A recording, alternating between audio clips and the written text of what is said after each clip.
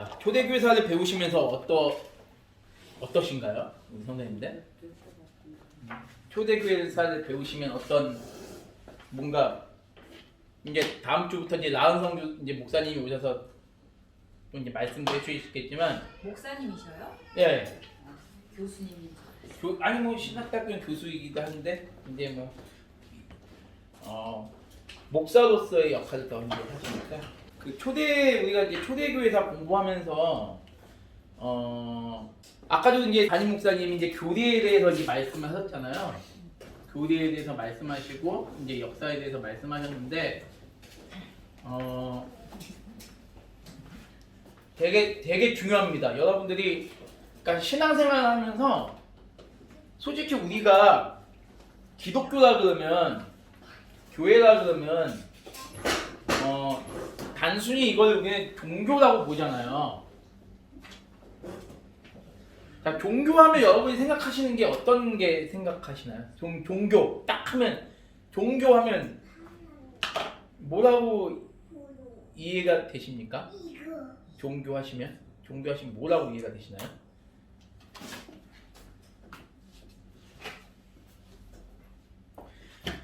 이제 군대 얘기를 하시니까 이제 대화가 되니까 군대 얘기를 잠깐 드린다면 이 군대에서 종교라 그러면 병사들에게 종교는 뭘까요? 선생님 군대에서 병사들에게 종교는 뭐라고 생각하세요?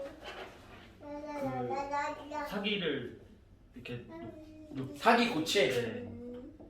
종교를 통해서 사기를 고치시킨다. 네, 분명히 맞는 거고 선생님 보시기엔 군대에서 종교는 본 것 같아요? 군대에서 보면 이제 좀 바르게 좀 잡아주려는 뭐 그런 거. 바르게 예를 들어 교정. 뭐 자살 방지나 뭐 이런 효과도 있고. 어떤 그 바르게 교육 같은? 바르게 교육시킨다. 인성 교육 그런 개념으로. 근데 근데 굉장히 굉장히 종교에 대해서 굉장히 군대에서 종교에 있어서 적어도 두 분은요 굉장히 사전적인 지금 얘기를 해주시는 거 아주 정확한 얘기인데 군대에서 군종평가가 있다는 것 자체가 이러한 이 두 가지의 사전적인 의미를 이제 추구하는 거거든요. 근데 병사들 사이에서 얘기가 뭐냐면 종교는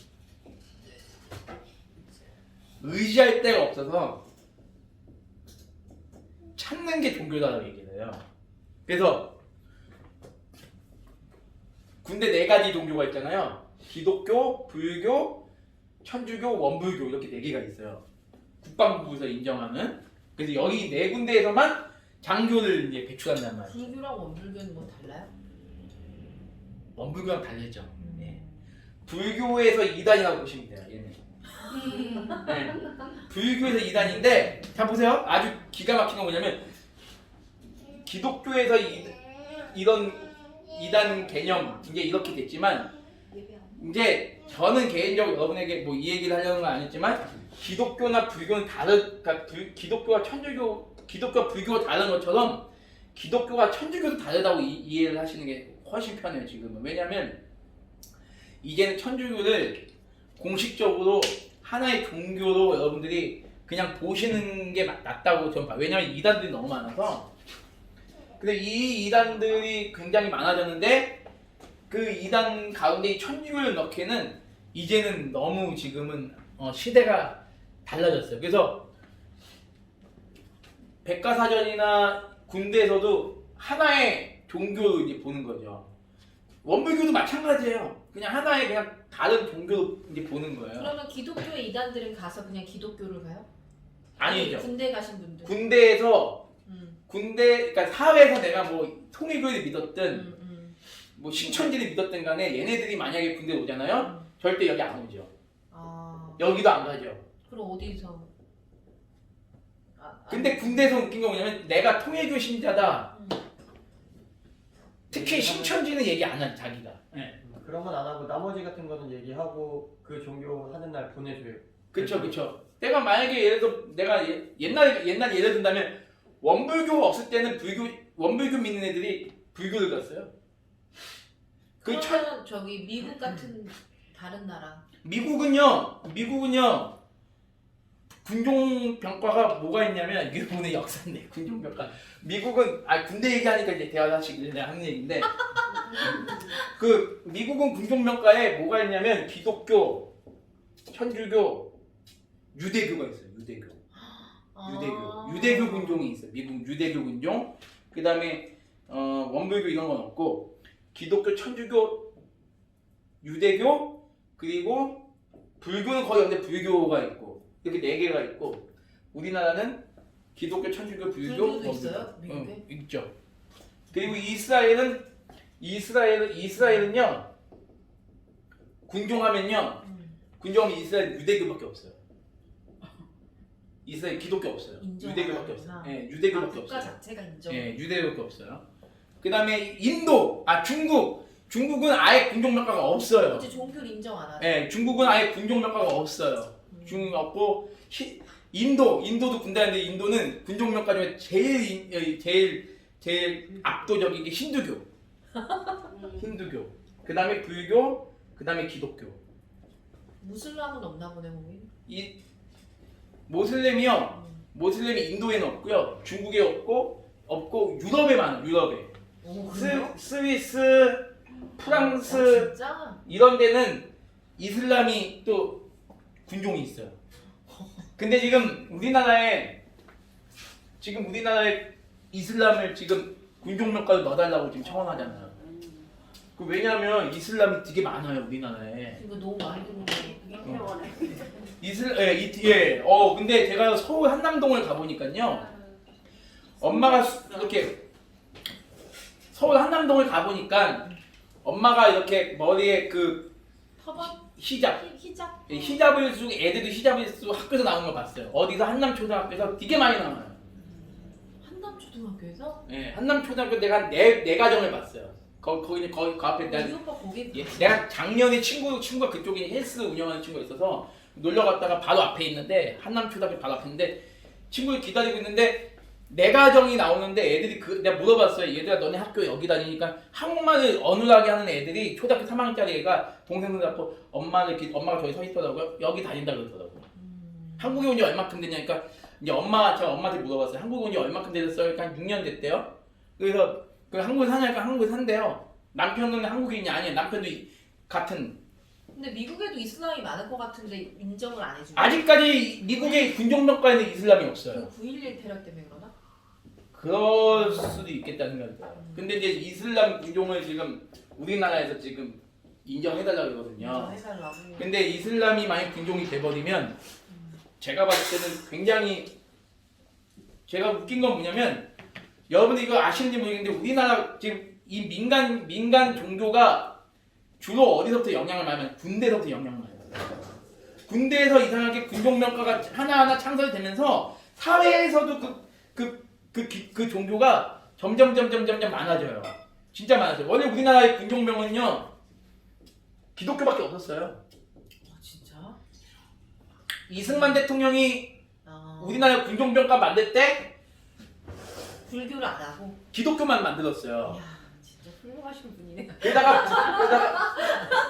나중에 불교가 들어왔어. 왜 불교 믿는 사람들 많으니까 그 불교를 또 인정했고 그 다음에 천주교를 만든 거예요. 천주교가 제일 나중에 들어왔고 그 다음에 2005년도에 원불교가 들어온 거예요. 우리나라 원불교는 지금 4명밖에 없어요. 군종이 우리나라에 4명밖에 없어요. 4명밖에 없는데 아무튼 이제 지금 우리나라에 이슬람 넣어달라고 지금 하는 거예요. 국방부에다가 이슬람. 그래서 이제 그런데 제가 이 얘기를 하려는 건 아니었지만 그 어떤 위로 차원에서 의지할 데가 없기 때문에 나는 군대에서 이걸 의지하고 싶다 그래가지고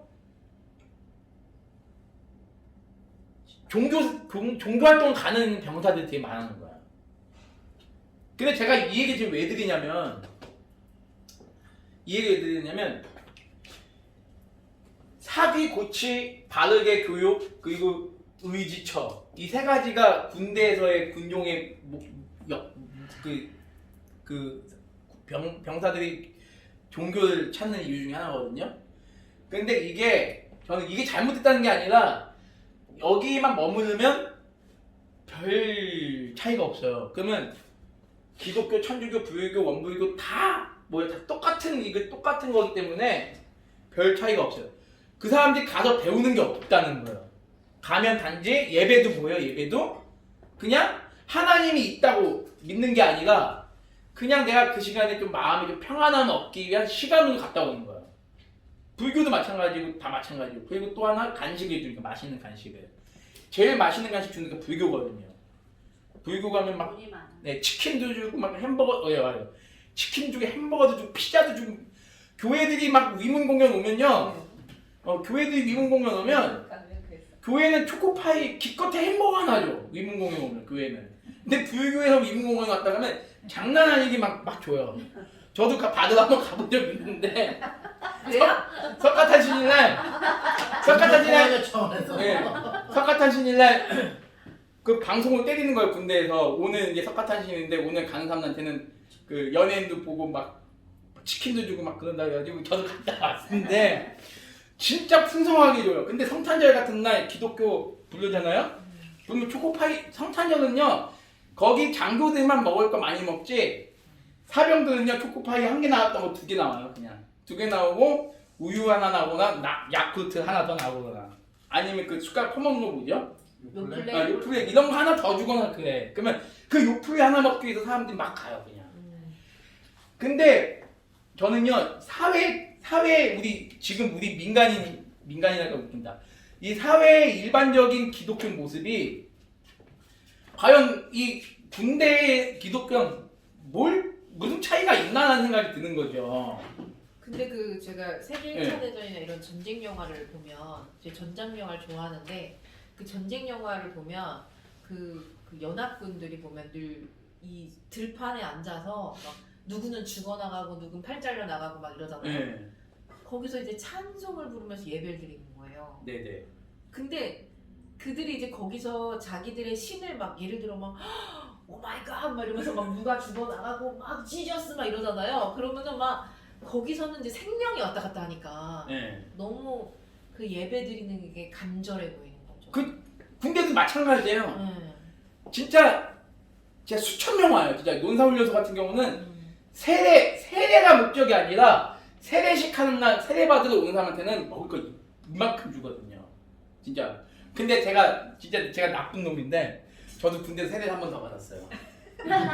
왜 세례 받으러 온다니까 치킨하고 빵하고 음료수 막 준다는 거야. 그래서 콜라도 받고 이것도 막 받고 하니까 너무 좋은 거예요. 그 1차 세례식을 갔다 오는 사람들 보면서 내가 너무 부러워서 야 그거 또 하면 좋겠다 했는데 마침 또 하는 거예요. 세례식을 또 하는데 두 번째 또 하는데 해가지고 갔어요. 막 치킨도 주고 진짜 피자도 주고 배 터지게 진짜 먹었어요. 진짜 야 이래서 세례식을 하는구나. 아니 세례 2번 받으셨어요? 뭘 받으면 안 되는 건데 나 유학생을 갖고 군대 가서 또 아니 그럼 그때 신학대 가기 전이에요? 가고 나선데 그때는 내가 그 처음 만약 지금 가다 네. 지금 가면 절대 안 받지. 아. 미쳤다고 안 받죠. 아. 절대 안 받는데 그 당시에는 이제 받은 거지. 그러니까 제가 보니까 이제 그러지 않지만 아무튼 군대가 추구하는 종교 그러니까 다른 건 보지 말고 기독교만 얘기를 할게요. 군대에서 군대에서 기독교가 필요한 이유나 사회에서 기독교가 이 세상 일반 세상에서 기독교가 필요한 이유가 성도들 차이에서는 별반 다를 바가 없겠다는 생각이 드는 거예요. 아니 맞아 맞는 것 같아요. 그렇죠. 제가 교회사를 준비하다 보니까 근데 제가 이 말 무슨 뜻인지 아시죠? 목사님들도 그 얘기를 하시지만 그냥 마음의 평안을 위해서 그쵸, 예. 만든다고 얘기를 하시니까. 이러한 교리와 역사를 전혀 모르는 상황 속에서 신앙생활 하는 분들이 너무 많아요. 내 삶의 안식처를 위해서 교회에 다니는 분들이 너무 많은 것 같아요. 제가 이 얘기를 왜 하냐면 많은 크리스천들이 교회에 오면 평안을 느끼기 위해서 온대요.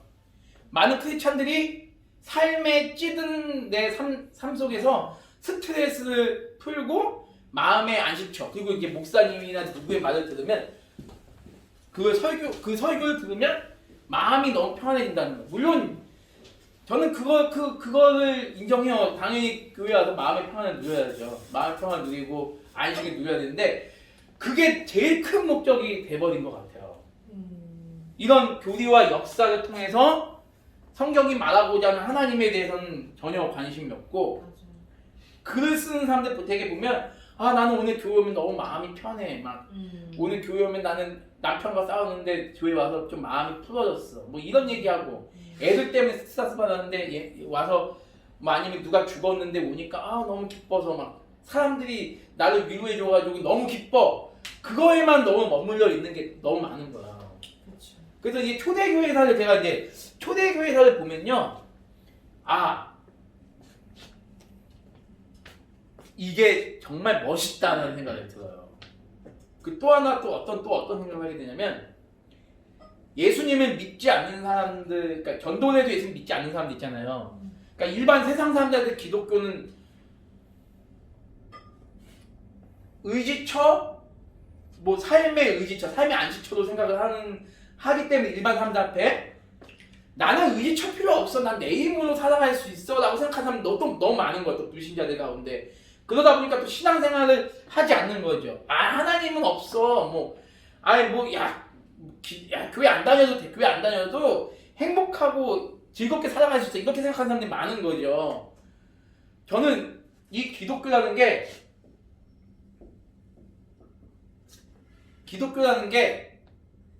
그러면 왜 불신자들한테 그런 식으로밖에 인식이 안 되느냐.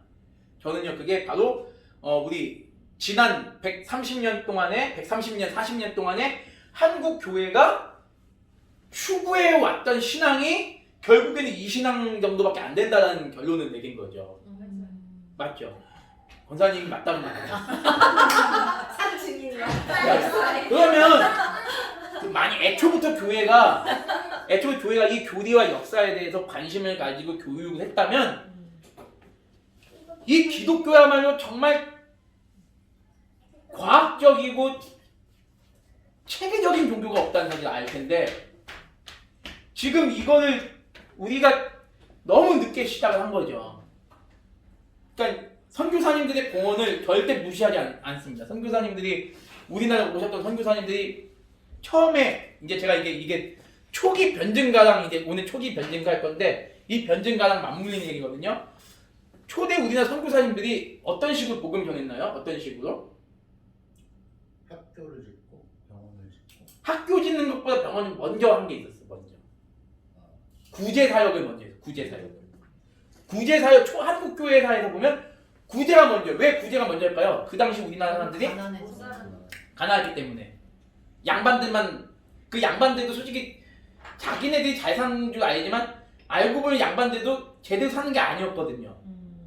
어떤 제도적인 틀 안에 갇혀서 여성은 뭐 이렇게 좀 비하되고 남성은 양반만 좀 이렇게 존귀받는 그런 사회. 그리고 서민들은 정말 가난하고 못 살고 그리고 아파서 수술한다 그러면 어떻게 좀 지금 보면 무식한 생각이었죠. 무슨 수술한다 그러면 뭐라 그랬냐면 그거를 귀신이 옮겨붙는 걸로 생각했단 말이야. 칼로 수술하는 네, 거? 귀신이 그런 식으로까지. 그러니까 의술을 되게 네네. 이상하게 생각했어요. 그 당시에 50살만 살아도 50세, 60세. 저 할머니 때가 환갑잔치가 기억이 나거든요. 제가 7살 때인데 83년도에 환갑잔치를 했어요, 할머니. 근데 그때만 해도 저희 집에 손님들이 정말 많아요. 거의 진짜 환갑잔치 3박 4일 동안 했는데 61세 그때 엄청 손님들이 많이 왔다 갔어요. 야 장수하셨다고 막. 우리도 그랬던 거 같아요. 83년도. 근데 지금 환갑잔치 안 하잖아. 하면 욕먹는다고 지금은. 이제 뭐냐 저 환갑은 누구나 환갑 아닌 거 이런 식으로. 환갑잔치 욕먹는단 말이야 61세. 근데 그 당시 환갑잔치가 일상이었는데 1983년도도 그랬는데 1800년대 50 넘으면 기적이네. 그쵸. 이런 시대 때 내가 오래 살려고 한방 힘 말고 서양 의술의 힘을 빌린다? 이건 정말 그 뭐라 그러죠?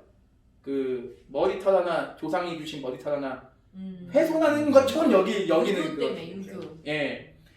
그런 유교가 어떻게 보면 이거는 심지어 도올 김용옥 그분도 이런 얘기죠. 도올 김용옥도 한국 공자가 죽어 나라가 산다는 책에서 이 공자가 죽지 않으면 대한민국은 희망이 없다는 얘기를 도올 김용옥도 해요. 이 얘기를. 예.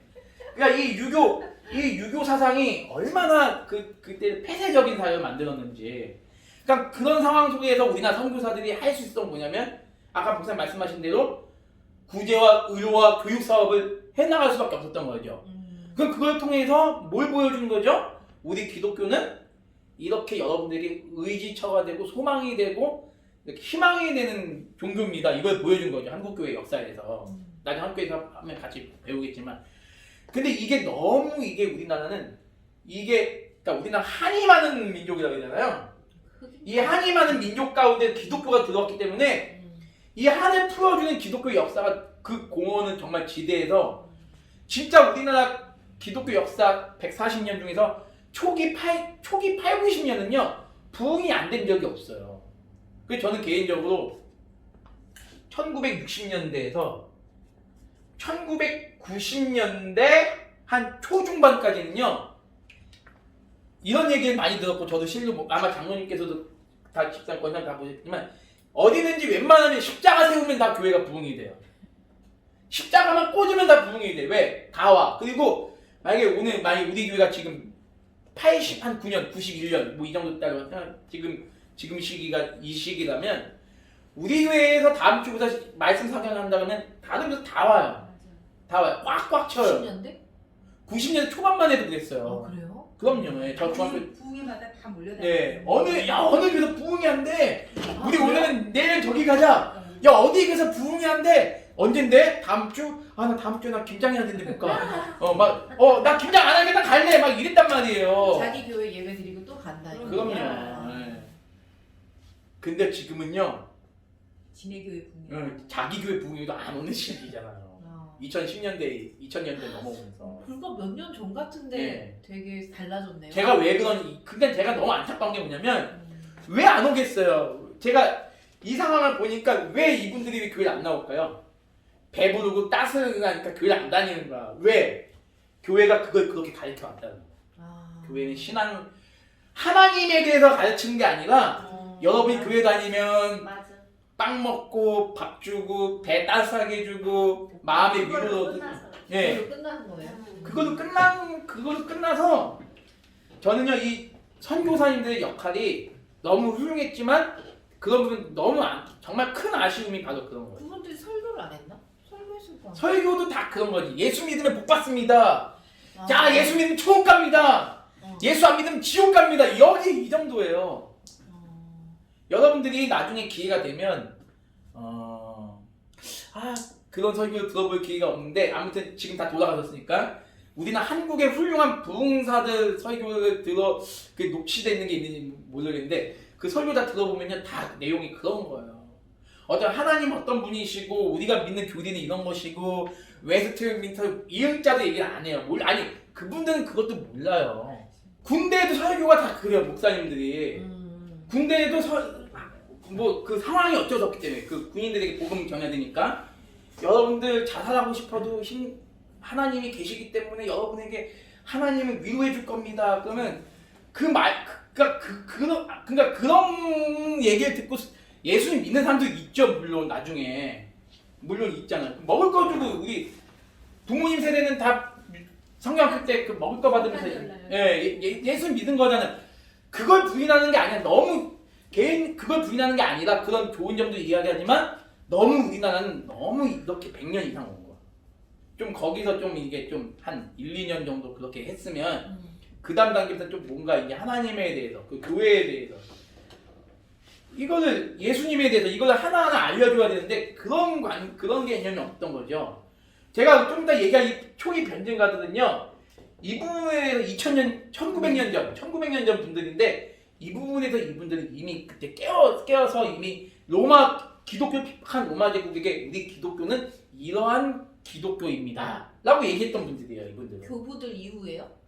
교부들 시대랑 이제 겹치기도 하면서 이게 지금 아직 초대교회예요 지금? 초대교회가 아직 좀 더 해야 돼요. 아, 해야 되는데 그래서 제가 얘기하는 게 뭐냐면 우리가 애초부터 교리와 역사에 대해서 이거를 성도들에게 체계적으로 가르치기 시작했다면 아마 우리 한국 기독교가 지금보다는 더 성숙된 모습으로 나아가지 않았을까. 다른 나라는 어때요? 다른 나라는 근데 솔직히 우리나라 그러니까 세계 교회사를 보면요 오히려 교회 그런 이런 상황을 봤을 때는요 세계가 다른 나라가 나아요. 훨씬 낫지만 반면에 또 아이러니컬한 건 뭐냐면 집사님 질문해서 그러는데 이것도 교회 역사니까 이상하게 우리나라 기독교가 그 순수한 게 아직 많이 있어요. 아주 좀 보수적이죠. 왜냐하면 우리 학교에서 신학을 공부하시고 개혁 신학을 공부하시고 독일이나 주로 이제 개혁 신학을 공부하신 분들이 독일이나 네덜란드나 벨기에나 영국 그 아프리카에서 남아프리카 공화국이 유일하게 기독교가 남아프리카. 남아프리카 공화국 그 다음에 스위스 스코틀랜드는 어때요? 영국의 스코틀랜드는 영국은요 영국이 땅이 이렇게 생겼고 이렇게 생겼잖아요. 영국은요 이 위쪽을 제하고 여기는 다 자유주의라고 보시면 돼요. 아니 자유주의 성공회가 보시 성공회가 그렇. 여기는 스코틀랜드 장로교회고 그 우리 이제 종교계에서 배울 건데 그럼 영국의 개혁주의는 스코틀랜드. 아니 꼭 그렇게 얘기하는데 스코틀랜드가 거의 주류라고 봐야죠. 아. 100명 중에 80명은 스코틀랜드 장로교회 그 역사를 보시면 되죠. 아니면 이제 미국 이 정도예요. 이 정도로 이제 유학을 가요. 자 보세요 여기서 제가 말씀드린 게 뭐냐면 독일에는 좀 저기 섞여 있잖아요. 독일은 원래 왜 인류 가냐? 왜 개혁신학을 배우신 분들이 왜 인류 유학을 가냐면 여기가 다 종교개혁의 그 영향을 뜨겁게 받은 지역이에요. 그렇지. 지역을 영향을 되게 뜨겁게 받은 지역인데 지금은 다 자유주의화가 돼버린 거죠.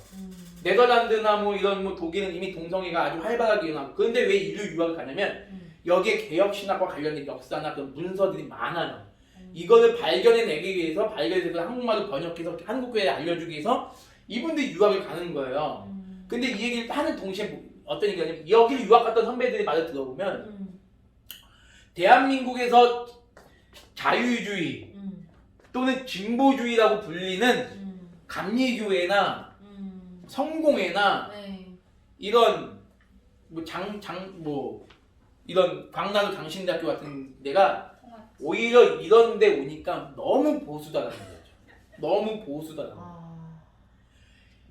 종교개혁의 뿌리가 전수된 이 나라가 500년이 400년 500년이 지난 600년이 지난 지금의 이 나라들은 오히려 자유주의가 거의 대부분이죠. 오히려 지금 이런 데서 우리나라로 공부하러 오시는 분들도 있어요. 보수 신학을 배우기 위해서.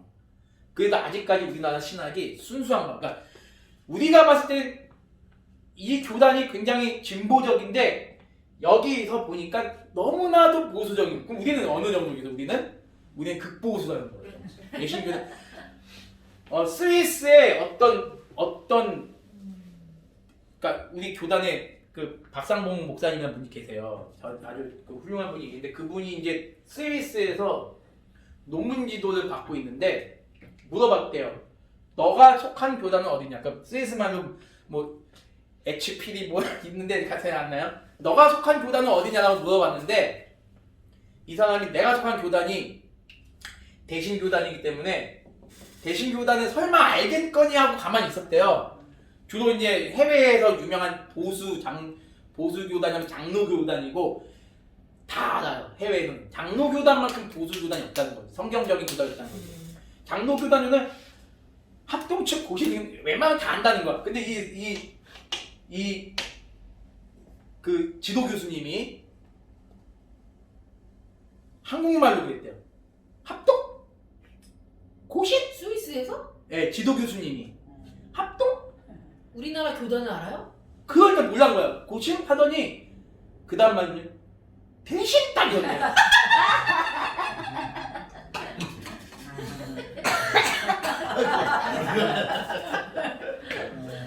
그 정도로 나도 놀래네. 대신이라는 교단이 스위스의 그 논문 지도 교수님도 보수 교단인 걸 알고 있다는 거고, 이분이 박상봉 교수님이 더 놀랐던 거냐면 대신이라는 교단을 알았다는 게 더 충격적이었다는 거예요. 이 교단들이 극보수다 이거죠. 이 스위스 그리고 그 외 보수 교단들 얘기하면서 감리교, 성결교 이렇게 얘기를 했대요. 그러면 어느 정도인데 여기서 보수라고 얘기할 수 있을 것이냐? 감리교와 성결교가 성결교는 우리나라 교단인데도 해외에는 없는데도 불구하고 성결교가 감리교가 어떻게 보수적이냐 물어봤대요. 동성애도 다 인정한대요. 여기는 감리교회나 성결교회가 인정하는데 인정하고 성경도 하나님 말씀으로 믿는 부분이 있고 안 믿는 부분이 있다는 거예요. 그런데 그게 보수래요. 그럼 뭐가 동성애도 인정하고 성경이 하나님 말씀으로 믿지도 않는데도 불구하고 그 정도가 보수라는 거예요. 그럼 그 밑에 막 이상한 막 유럽에 또 이상한 막뭐 코트 교회라는 데 별게 있어요. 그런 데는 얼마나 자유주의라는 거 있어요. 근데 우리나라에서는 그런 동성애 지지하거나 성경의 무엇을 인정하지 않으면 자유주의라고 하는데 거기서는 그 정도도 보수라고 하니까 유럽의 상황은 얼마나 심각하겠냐는.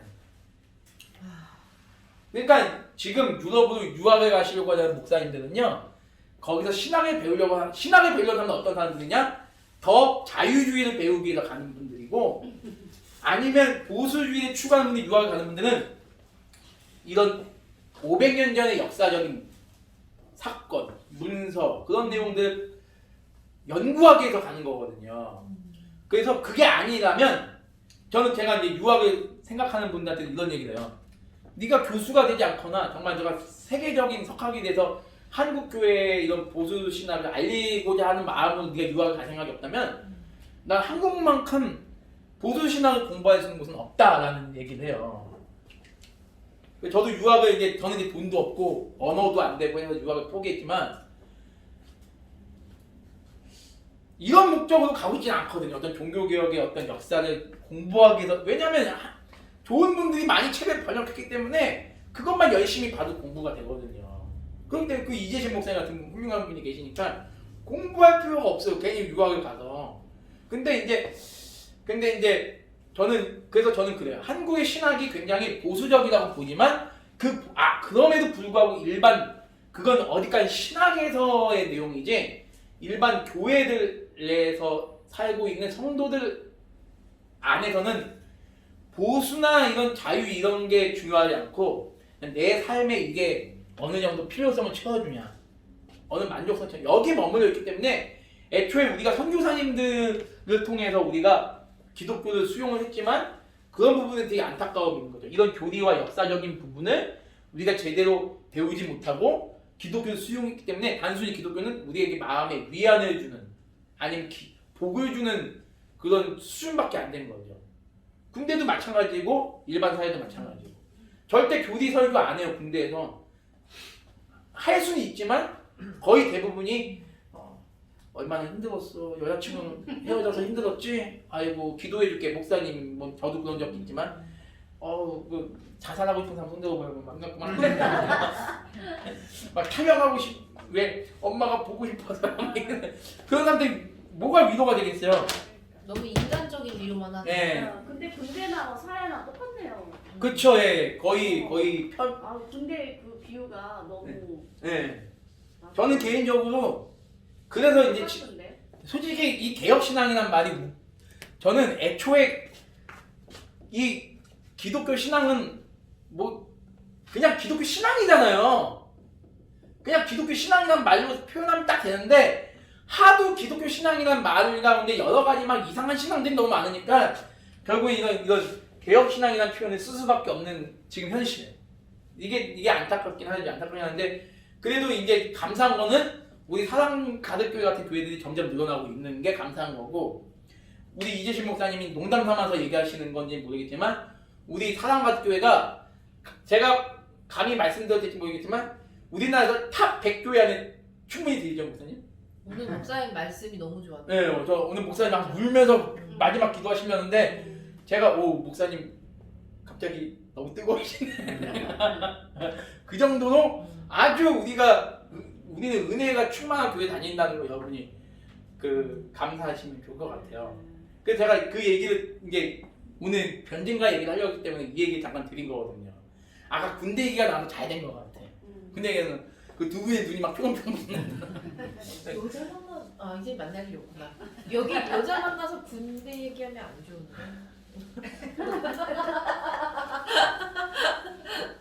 여자도 안 좋아해요? 네. 근데 안 이게 안 좋아해요. 여자. 아 여자 안 좋아하는구나. 그거 거의 매뉴얼에 있잖아. 연애 매뉴얼에 군대 얘기하면 여자들이 다 싫어한다. 아 그게 아니시 자기가 체험하지 않았으니까 공감이 안 되는 거지. 그러니까 결국에는 하나님이 나한테 위로를 주시고 그렇지. 평안을 주시고 은혜를 주시는 분.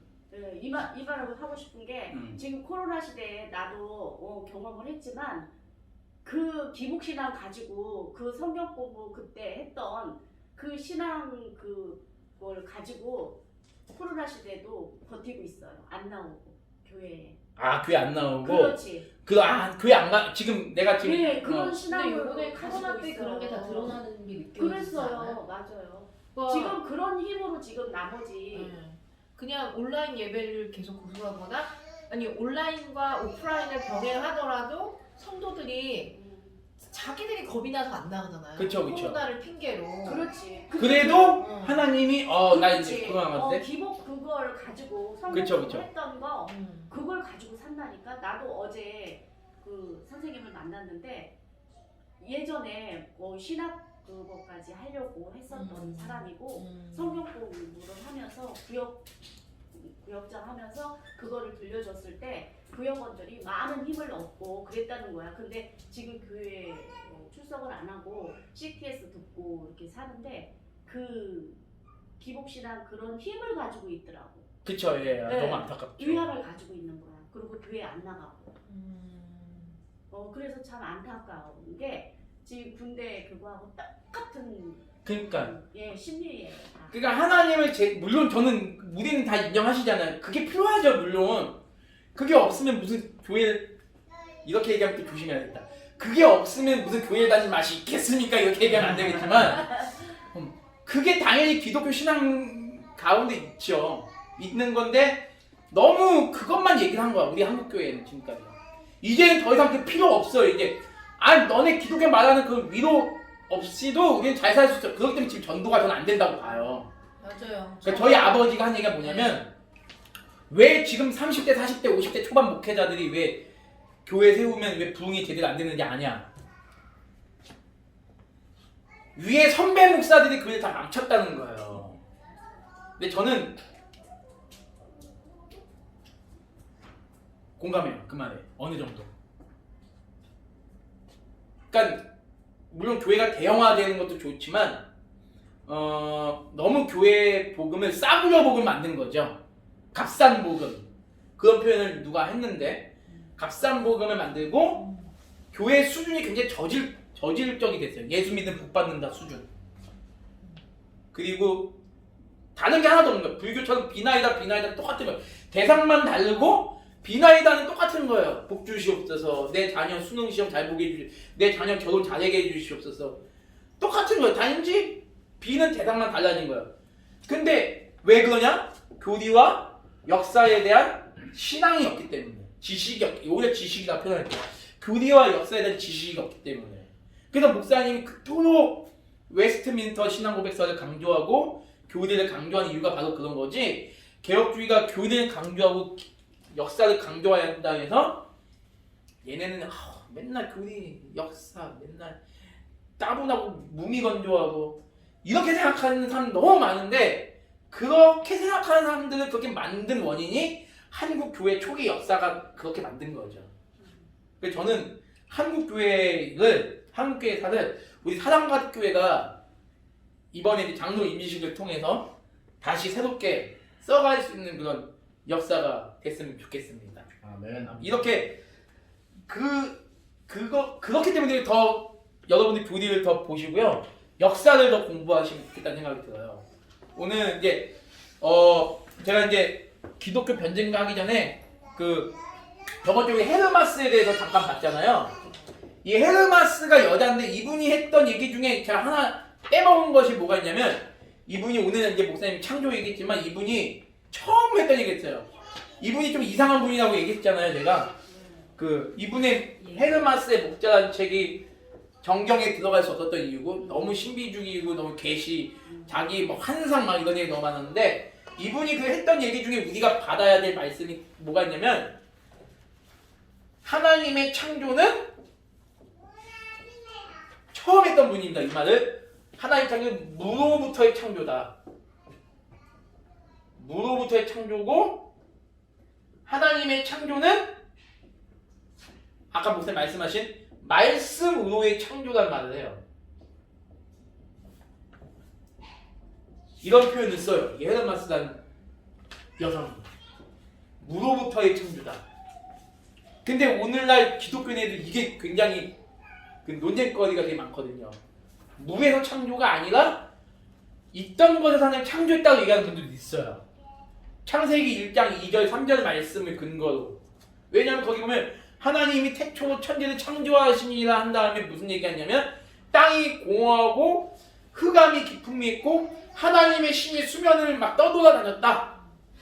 그렇게 이해를 해가지고 그 땅과 수면, 물은 하나님이 창조 전에 이미 있었는데 그러면 이건 무로부터 창조가 아니지 않느냐 이렇게 논의를 하는 분들이 계세요. 근데 우리는 이걸 어떻게 보죠, 목사님? 그 수면과 물도 창세기 1장 1절을 창조의 시작으로 보는 거죠. 하나님이 태초에 하나님이 천지를 창조하시니라. 그 2절에 그 수면과 땅도 이 창조 이후의 역사를 보는 거잖아요. 근데 어떤 분들은 자유주의 쪽에서는 요거와 요걸 분리시켜서 하나님이 천지를 창조하실 때가 언제 2절부터 시작이 된다고 보는 거죠. 수면과 땅이 존재하는 가운데서 하나님이 이제 빛이 있으셨다. 이제 그렇게 얘기하는데 우리는 그렇게 생각하는 것이 아니라 1장 1절은 아예 첫 창조의 우리 출발로 보는 거죠.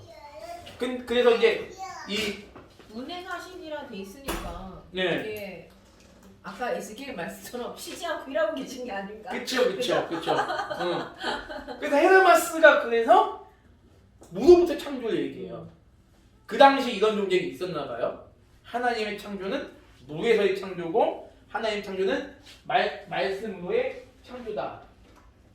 라는 얘기를 지금 이제 그러니까 자꾸 그런 걸로 꼬투리 잡는 게 뭔가 믿지 않을 꼬투리만 생각하는 사람들 같아요. 그쵸? 자유주의라는 사람들은 하나님이 절대자가 아니라는 전능한 하나님이고 창조주가 아니라는 뭐 꼬투리 잡으려고 자꾸. 맞아. 네. 아주 맞아. 그러니까 맞아. 묻지도 말고 따지지도 말고 그냥 믿어라고 하는 너무 복음주의로 가든. 그래서 교회가 잘못된 거고. 그거는. 그러니까 그런 것 때문에 그것의 염증을 느낀 사람들이 자유주의로 빠지는 거예요. 그쵸. 네. 근데 야 묻지도 말고 그냥 믿습니다 하면 믿으란 말이야 하는데 솔직히 이제 우리는 하나님이 이성을 주셨기 때문에 그 이성으로 이해가 되게끔 우리한테 은혜를 주셔서 깨달아지는 은혜 그게 우리에게 복이라고 생각을 하거든요. 그 얘기하는 분들이 경건주의자들이 그랬어요. 근데 18세기 와서 16세기, 17세기 경건주의자들이 그런 얘기를 하는 거예요. 그냥 믿어? 교리 필요 없다. 경건주의가. 우리는 하나님만 열심히 믿으면 되고 경건하게 살자. 그냥 이 하나님 말씀에 대해서 하나님 말씀이 중요하지 않아요. 이분들은 경건한 삶이 중요한 거예요. 경건한 삶이 중요한 건 뭐냐? 나중에 이제 근대교회 삶을 하겠지만 경건한 삶은 뭐냐면 결국엔 경건한 삶은 열심히 기도하고 열심히 성경 보고 열심히 뭐 하면 된다? 하나님의 환상을 받기를 원하면 된다는 거예요. 환상? 네. 그래서 이 경건주의가 나중에 뭐가 되냐면 이 경건주의가 뭐에 씨앗이 된 자유주의 신학에 아 그래요? 자유주의 신학의 모태가 돼버려요. 근데 그 환상이라는 거는 뭘 네. 자기가 뭘 보란 얘기예요? 성경이 갇혀 있지 말고 성경보다 더 뛰어난 것들 하나님 주실 수 있다는 거죠. 내가 어제 그 계시라는 그 뜻을 썼잖아요. 네. 그러니까 그 계시가 뭔가 계시라는 제가 이제 요즘 사전적 의미를 찾다 보니까 그런 뭔가 감춰진 것을 드러내고 보여준다. 근데 이 그 계시는 우리 이 성경이 계시 그게 이 성경 자체가 계시잖아요. 근데 어떤 분이 댓글을 달았는데 어느 저기 하나님의 음성을 듣는 목사님 영상 좀 보라는 거야 나보고. 그런데 근데 그 사람들은 이게 지식적인 공부로 보이나 봐요. 그러니까요. 경건주의가 그래서 그러니까 나는 너무 사실 그 지식을 우리가 하는 목적도 중요하잖아요. 내가 하나님 영광을 돌리기 위해서 하나님 영광을 믿고 하나님을 잘 알기 위해서 제대로 알아야 되잖아요. 근데 그 사람들의 그 성령이라는 거를 뭔가 신령한 존재로 안 해. 물론 신비인데 그 성령이라는 걸 눈에 뭔가 그쵸? 신비한 능력이 보여줘야 된다고 느끼는 것 같아요. 잘못된 거죠. 오늘 목사님 말씀이 아주 명. 네, 그래서 오늘 너무 그게 그분이 그걸 보셔야 되는데. 아니 아무튼 이 경건주의가 근데 이건 여러분들이 경건주의를 추구하면 안 되죠. 근데 우리는 경건은 추구해야 되죠. 열심히 기도하고. 근데 이름은 좋아 경건주의가. 이름은 좋아요. 이름은 좋아. 이게 정통신앙에 대한 반발도 생긴 거예요. 정통신앙. 정통신앙. 그러니까 그게 뭐냐는 거. 나는 그래서 늘 사전적 의미가 중요한 것 같아. 말씀드릴게요. 응. 이 정통신앙을 하는 사람들이 너무 메마르다라는 거예요. 이 사람들 보기에는. 이게 나중에 그 독일의 할레 대학이 이제 할레 대학에 나오거든요. 할레 대학에 나오는데 그 여기 경건주의를 추구하는 신학자들 중에 자유주의 신학의 아버지라고 부르는 슐라이에르 마어라는 사람이 나와요. 여기. 네. 경건주의가 처음에는 이 정통신앙에 대한 반발도 생겨나요. 정통신앙은 반발이 뭐냐면 이 정통신앙하는 사람들이 교리만 추구하고 삶에서는 전혀 삶은 전혀 그러지 못하는 거예요. 교만하고 남 정지하고 기도하지 아니하고. 예. 근데 그런 모습이 그러니까 저는 이 경건주의가 나올 때 이 취지에 대해서 이 교회 역사예요. 교회 역사를 보면서 이런 것들을 또 배우게 되는 거죠. 개혁 신앙을 하는 우리들은 물론 이 정통신앙 했던 사람들이 다 그랬다는 게 아니라 아마 소수를 보고 이 사람들이 실망한 것 같아요. 정통신앙을 추구하는 우리들은 정말 우리가 성경이 추구하는 경건한 삶을 살아야 되고 더 열심히 기도하고 더 열심히 하나님 말씀 살려고 노력하고 더 열심히 겸손하고 그렇게 살아가는 모습을 우리가 우리가 이루어야 되겠구나라는 생각을 이제 하게 되죠. 진짜 우리 오늘날에도 개혁신앙을 한다 하면서도 남 정죄하는 걸 되게 좋아하는 사람들 많잖아요. 맞아요. 교만할 수 있다고 할 수 있지만 그런 사람들 때문에 개혁신앙이 안 좋게 보일 수 있겠다는 생각이 드는 거죠. 네. 그렇기 때문에 그 당시에도 이 경건주의를 추구하는 사람들은 이 정통신앙 얘네 필요 없어. 그래서 처음엔 모르겠어. 좋은 의지를 출발했는지는 모르겠지만 나중은 완전히 자유주의로 가게 되는 역사가 근대교회에서 하면서 우리가 이제 배우실 거예요. 이 경건주의는 독일에서 시작이 돼요. 독일에서 갑자기 이름이 생각 안 나는데 독일에서 진젠도르프라는 분이 이제 여기 아주 그게 칸트에서 오잖아요. 칸트가 경건주의잖아요. 네, 칸트 어머님이 네. 그 영향을 받아서 경건주의죠. 경건주의죠. 네, 그죠? 근데 이제 칸트가 나중에는 이상한 그 신관을 갖는 사람입니다. 그러니까 이 경건주의가 참 처음 출발은 좀 선하다고는 할지라도 점점 가면 갈수록 굉장히 악해지는 방향으로 이제 가는. 우리나라 경건주의를 그러니까 역사신학계에도 이제 분과가 여러 가지 있잖아요. 경건주의에 대해서 되게 열심히 연구하신 분이 백석대학교 주동이라는 분이 계세요. 이분이 경건주의에 대해서 아주 전문가세요. 주도홍. 나중에 뭐 이분을 우리가 공부할 일은 뭐 있을지 없을지 모르겠지만 왜냐면 뭐 따로 경건주의를 공부할 필요는 없고 역사 시간을 이제 통해서 한번 나눠보면 좋을 것 같다는 생각이 듭니다. 그리고 이제 초기 변증가들이 어떤 사람들이냐? 자, 초기 변증가들은 어떤 사람이냐면 일단 초기 변증가의 성격을 잠깐 얘기 드릴게요. 초기 변증가 그러면 일단은요 엘리트예요. 두 번째 초기 변증가는요 지성이 뜨거운지 엘리트랑 잠깐만 제가 이거를 좀 구분해서 얘기 드릴게요. 뜨거운 지성인들.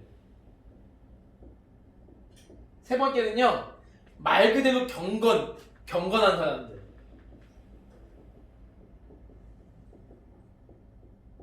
자,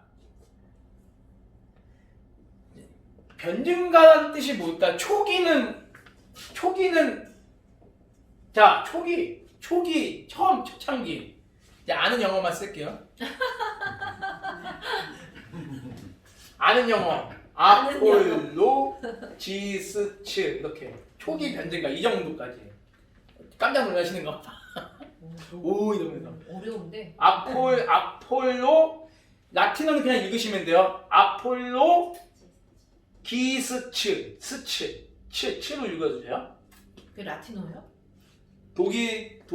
라틴어가 이제 독일어로 이제 가는 형태죠. 이걸 무슨 형태라고 제가 잘 모르겠는데 이건 독일어에서 쓰는 영어라고 보시면 돼요. 아폴로 기스츠.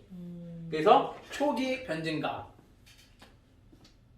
지금 영어죠? 지금 목사님 이게. 네, 그래서 영어 잘 안 쓰려고 그냥. 그래서 얼리 아폴로 기스츠. 목사님 영어 되게 잘하시거든요. 외국인들하고 영어 하는 거 보면 제가 놀래요. 야 진짜 저번에 목사님하고 북한한 등반을 갔는데 외국인 한 10명 정도 만났거든요. 제 동영상도 있어요 저한테. 지금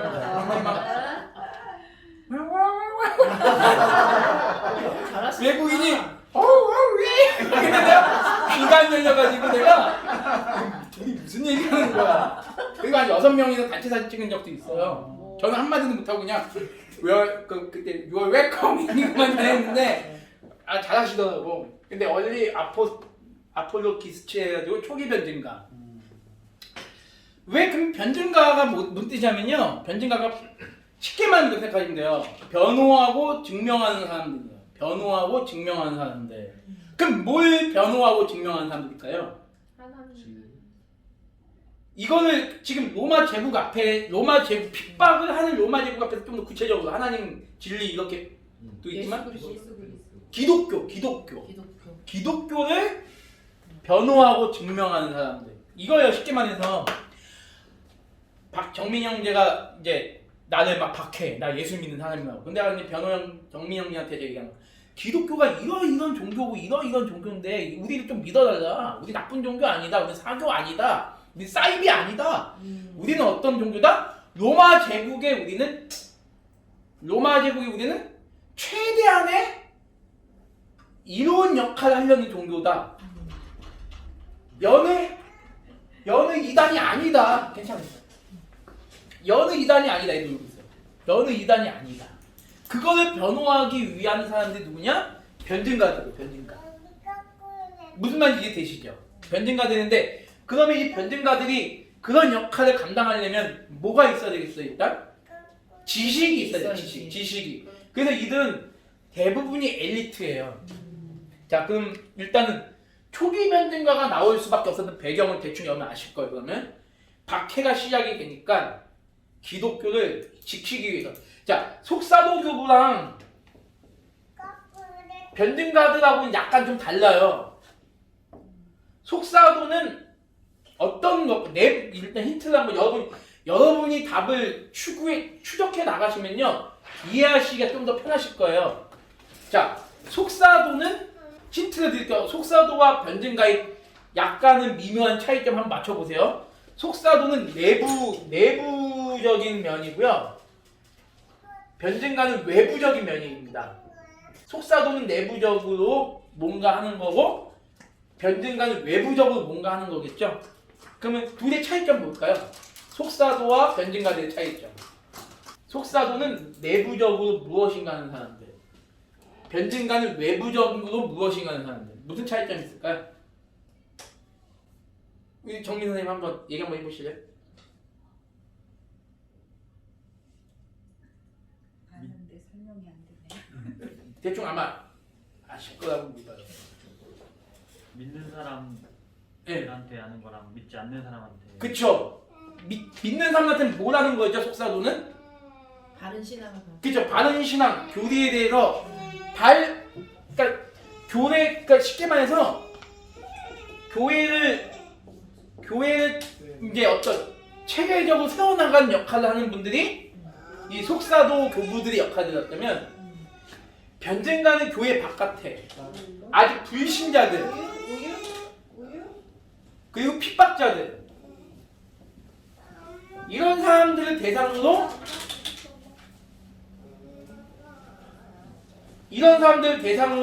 변증가가 활동하는 거죠. 그 여러분들 지금 여기서 구분을 지으셨어요. 벌써 속사도는 교회 내에서 내부적으로 교회를 지켜나가는 사람들, 이 사람들은 변증가는 외부적으로 교회를 지키고자 하는 사람들. 그러면 저는 여러분에게 이제 교회사를 배우니까 여러분들에게 하고 싶은 얘기는 뭐냐면 이제는 지금 우리 시대 속사도라는 개념이 없잖아요. 근데 적어도 여러분들은 변증가는 될 수 있다는 생각이 들어요.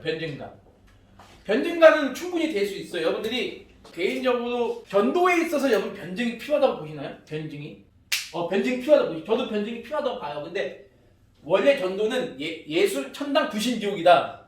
뭐 그 말도 저는 뭐 틀렸다고 생각 안 하는데 이 시대에 우리가 정말 기독교의 바른 진리를 알기 위해서는 우리가 변증을 해야 될 때가 분명 올 거다 생각이 들어요. 더군다나 이제 물론 요한계시록의 그 핍박의 시기를 우리가 진짜 그게 실제 우리 다가오고 있지. 그건 모르겠지만 이미 우리 안에 변증가로서의 책임을 다해야 될 사명이 있는 거죠. 그렇기 때문에 우리는 그래서 더 제가 여러분 말씀드린 거는 교리와 역사를 더 알아야 된다. 그래서 이분들은요, 이 초기 변증가들은요, 교리에 대해서 정통했던 사람들이고 교회 역사에 대해서 정통했던 사람들이에요. 그래야 변증을 할 수 있다는 거예요. 우리 장로교회 그 기독교 강요가 변증서예요. 아시죠? 변증서입니다. 그 프랑시스 황제에게 우리 기독교가 이런 기독교이기 때문에 우리 기독교를 박해하지 말라는 취지로 그 두꺼운 그 기독교 강요 상중하를 다 쓴 거예요. 변증가들은 그렇게 되면 엘리트고요. 어느 정도 엘리트냐면 로마 제국이 엘리트예요. 여러분, 로마 제국이 엘리트예요. 로마 제국의 엘리트는 어느 정도 엘리트일까요? 그리스 로마 신화에 바탕을 둔 대제국이 로마 제국이에요. 그러면 그리스 로마 신화 자체도 지성인들이 보일 수 있는 예를 들면 혹시 읽어보셨는지 모르겠는데 호머의 일리아드, 오디세이 이런 책들만 그 당시 고대에서는 완전히 아주 서구 지성인들만 이해할 수 있는 그런 그렇기 때문에 이 엘리트들이 할 때 그 당시로서는 그리스 로마 신화에 정통했던 사람들 그리고 어학에 정통했던 그렇기 때문에 여러분 이 신약 성경이 초대교회 때 널리 전파될 수 있던 사상적 배경은 제가 얘기 드렸죠. 헬레니즘 문화라고 그리고 그 헬레니즘 문화에 가장 큰 영향을 준 언어가 무슨 언어죠? 헬라어죠. 헬라어. 그렇기 때문에 신약 성경이 헬라어로 쓰여질 수밖에 없었던 이유는 굉장히 자연스러운 거예요. 신약 성경이 거의 대부분 다 헬라어로 쓰여지거든요. 왜? 그 당시 헬라어가 전 유럽의 언어였기 때문에 심지어는 아프리카까지도 헬라어를 썼고 그러니까 사도 바울이 1차, 2차, 3차 전도 여행을 다니는 데서도 이 언어의 힘은 무시할 수 없었던 거죠. 그렇기 때문에 이 엘리트들은 이 변증가들은 어학에도 굉장히 밝았어요. 그리고 또 하나 이 엘리트들이 어느 정도 지성이 있냐면 여러분들은 이걸 알면요 기독교가 참으로 수준이 높은 진리구나 하는 생각을 하게 됩니다. 이 기독교 진리가 하나님이 이 진리를 또 어떻게 또 역사하게 하시냐면 철학을 통해서 또 역사하게 해요. 철학. 이 엘리트들이 철학에도 굉장히 교회가 있던 사람이에요. 그래서 이 초기 변증가들의 특징 중에 엘리트의 또 특징이 뭐냐면 중기 플라톤주의자들입니다. 중기 플라톤주의자. 중기 플라톤주의자. 자, 그러면 여러분 한번 볼게요. 자, 플라톤과 소크라테스와 적어도 플라톤, 소크라테스, 아리스토텔레스에 대해서는 대충이라도 아셔야 돼요. 왜냐면 여러분들 이걸 아셔야 이 철학이 나중에 중세 로마 천주교회를 어떻게 이끌어가는지 알게 돼요. 철학을 좀 보면요. 왜 중세 천년 카톨릭 교회가 왜 그렇게 유럽을 지배할 수 있었는지 알 수 있습니다. 그 저는요 개인적으로 이 우리 기독교인들이요 뭐 이게 실현 가능할지 모르겠지만 철학도 알아야 된다고 봐요. 기본적인 건 적어도 소크라테스, 아리스토텔레스, 플라톤은 알아야 된다. 이 정도 아시면 되고 플라톤은 오히려 우리 개신교에 좀 가깝고요. 굳이 표현하면 그렇다는 거예요. 개신교 우리가 플라톤을 따라간다는 게 아니라 아리스토텔레스는 천주교 쪽입니다. 영향을 준 게. 그래서 그 토마스 아퀴나스라는 그 천주교의 아주 거장 신학대전 썼던 그 토마스 아퀴 지금도 토마스 아퀴나스는요 천주교에서 아주 추앙을 받아요. 토마스 아퀴나스의 철학, 신학 이 두 가지 영향을 준 사람이 아리스토텔레스예요. 그래서 아리스토텔레스는 아이들이라는 책이 있어요. 그 책에 보면 이제 어떻게 천주교를 교리를 만든 이 토마스 아퀴나스가 어떻게 영향을 받았는지 나오는데 아무튼 이 초기 변증가들은 이 중기 플라톤주의자들. 근데 플라톤 하면 핵심 뭐냐면 플라톤은요 어떤 참된 신에 대한 존재, 참된 신에 대한 실제, 그리고 그 참된 실제는 어떤 존재다? 유일신이다. 이 개념을 플라톤은 추구한 사람이에요. 그 플라톤 진선미. 여러분이 추구하는 진, 선, 미의 개념을 이 플라톤이 추구했던 사람이에요. 그래서 진, 최고로 진리, 최고로 선함, 최고로 아름다운 것. 이것을 추구해가는 사람이 누구냐면 플라톤이에요. 아리스토텔레스와는 약간 달라요. 아리스토텔레스는 어떤 사람이냐면 아주 쉽게 말씀드릴게요. 플라톤은 진짜 진이 있고 진짜 선이 있고 진짜 미가 있어. 근데 아리스토텔레스는 그 진짜 진은 이 세상에 존재하지 않지만 그 진을 추구하는 어떤 이데아라는 건 있다. 선을 추구하는 이데아는 있다. 미를 추구하는 이데아는 있다라고 얘기하는 건 아리스토텔레스. 이데아가 아니라 실제로 존재한다가 플라톤. 이해가 되시죠? 무슨 말인지. 되시죠? 이데아라는 개념이 어려워서 지금 그러신가 봐요. 자, 이데아. 예? 사상이라는 뜻이에요. 이거 목사님 좀 이데아 좀 잘. 세계 아니야 세계. 완전한 이상적인 세계. 그쵸, 완전한 이상적인 우리 따지면 하늘나라.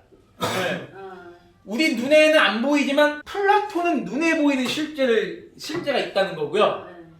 아리스토텔레스는 눈에 보이진 않지만 그러니까 실제는 있는 거야 다. 있는데 아리스토텔레스는 눈에 보이지 않는다. 우리가 살아가는 이 세상 가운데 절대 보지 못한다. 근데 플라톤은 우리가 살아가는 이 세상을 보일 수 있다는 개념이에요. 그럼 플라톤의 이 사상이 우리 기독교랑 왜 맞을까요? 진짜 진이 있다고 믿으시죠, 여러분들? 진짜 선이 있다고 믿으시죠? 진짜 미가 있다고 믿으시잖아요. 근데 눈에 보이지 않지만 어딘가는 있을 거예요. 있어. 그게 뭘까요? 하나님. 그쵸, 하나님인 거죠, 우리는. 그래서 살아계시고. 그쵸, 예, 집사님. 하나님의 큰일 1장에 우리의 최고선은 하나님이다. 근데 플라톤이 하나님 믿었어요? 아니죠. 믿었는지 안 믿었는지 몰라요, 역사에는. 근데 몰라요? 소크라테스는 믿었다는 얘기가 누가 해요? 소크라테스? 이 스승이 소크라테스거든요. 플라톤 스승이? 네. 소크라테스는 믿었다는 얘기를 하는데 역사적인 근거는 없어요. 이런 말이 있어요. 소크라테스가 나는 하나님 앞에서 산다 뭐 이런 얘기를 했다는 얘기는 하는데 그 하나님이 우리가 말하는 성경이 말하는 하나님인지는 모르겠어요. 인본주의의 전형으로 알려져 있어요. 그렇죠. 저도 그렇게 알고 있어요. 소크라테스가. 그리고 뭐 그 당시에 만약에 교회가 없었던 건가? 그 당시는? 소크라테스 당시는 구약 시대니까. 구약 시대예요? 소크라테스 2500, 그러니까 여러분들이 여러분들이 역사하면서 이걸 아셔야 되는구나. 시대를 모르겠다 이게 언제? 소크라테스, 공자, 석가모니 이 세 명은요. 성경으로 말하면요. 예레미야 당시 사람이에요. 성경으로 말하면 예레미야 당시 사람. 2500년 전. 지금부터 2500년 전. 지금부터 2500년 전 사람들이요. 소크라테스, 공자, 석가모니, 맹자는 2450년 전. 맹자는 2450년 전. 맹자, 노자, 순자 이런 사람들은 2450년 전.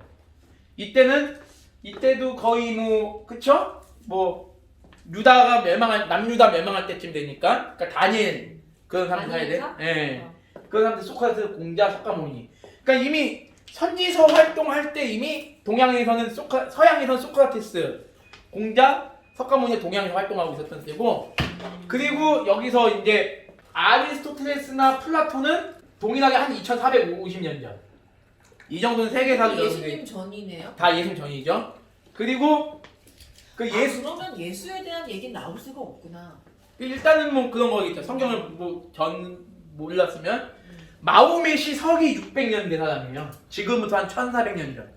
마호멧이. 마호멧? 네. 이슬람교 창시자. 그 마호멧은 서기 600년 전. 우리나라로만 하면 삼국시대 말기, 통일신라 시대 전. 삼국시대 말기 사람들인 거죠. 이 정도는 상식적으로 아시면 좋을 것 같아요. 아무튼 아리스토텔레스는 이데아로서의 감사합니다. 아리스토텔레스는 이데아로서의 그 진선미를 추구한 거고 플라톤은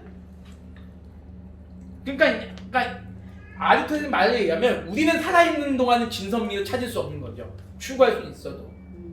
근데 우리가 살아있을 동안에 우리 참된 진과 선과 미가 우리는 찾을 수 있다. 이것이 플라톤의 주의예요. 이런 플라톤의 입장에서 유일신, 참된 실제, 신은 여러 명이 될 수가 없어요. 플라톤에 의하면.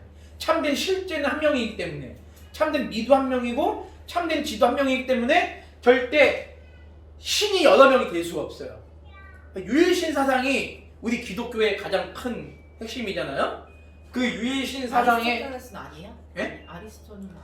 아리스토텔레스가 유일신이었는지는 모르겠지만 그가 말하는 이데아로서의 이데아로서의 진선미도 유일한 걸로 추구했기 때문에 아마 천주교. 유일신은 근데 천주교가 지금 유일신을 추구하진 않잖아요. 그래요? 막 성인에게도 막 기도하고 마리아에게도 기도하고 하는 거 보면 다시 그쵸. 오히려 그 천주교의 그 성탄절, 부활절을 그 수입한 걸 봤을 때는 천주교는 다신론에 가깝죠. 근데 본인들이 그렇게 얘기 안 하지 않아요? 본인들은 마리아나 그 성인들의 신으로 우리는 믿지 않고 우리는 존경하는 성인들이다. 그리고 네. 우리는 유교도 마찬가지잖아요. 죽은 조상에게 기도해도 여기도 제사 다 인정하니까 천주교도.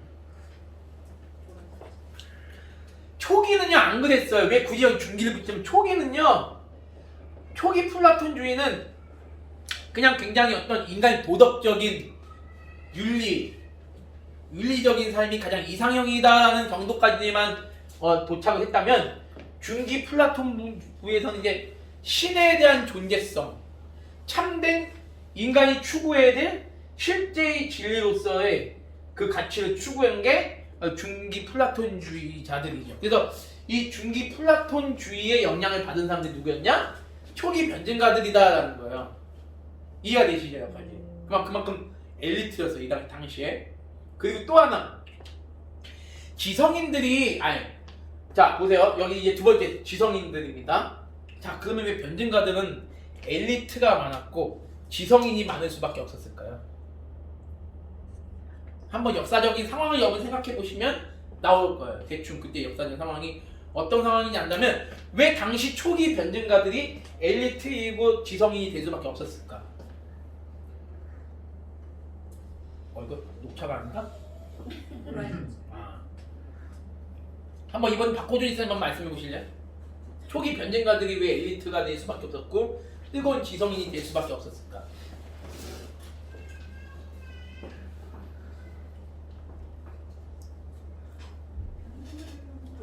네? 알아야 변증을 해. 예, 근데 알아야 변증하면 그럼 이 사람들의 신분은 어땠을까요?